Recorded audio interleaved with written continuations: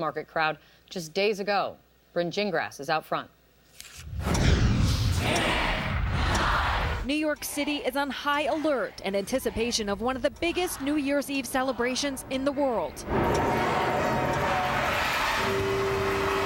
Securing it takes an army. 7,000 NYPD officers are just one part of the enhanced measures being taken to protect the city.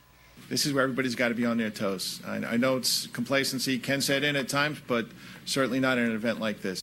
In the wake of the ISIS-inspired attacks in Berlin and Nice, 65 sand trucks and 100 blockers will be stationed around the city, most being used as a protective barrier around the perimeter of Times Square to ward off a truck-style attack.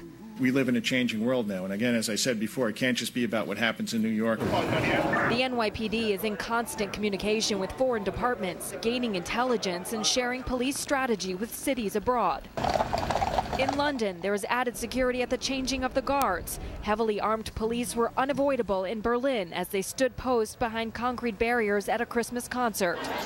Czech holiday markets were heavily patrolled, and in France, the government announced a boost of 10,000 soldiers on the Parisian streets over the holiday period, adding to the officers working around the clock.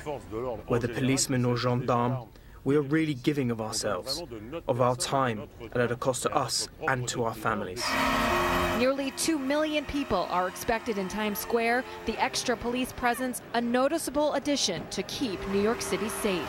If you're coming down to Times Square, rest assured that it will be a safe venue. And just within the last few weeks, members of the NYPD have been visiting truck rental companies, going to area hotels, talking to owners and managers, and inspecting parking garages, keeping their eyes and ears open to anything suspicious. Again, extra precaution in response to what we saw overseas. But Kate, it is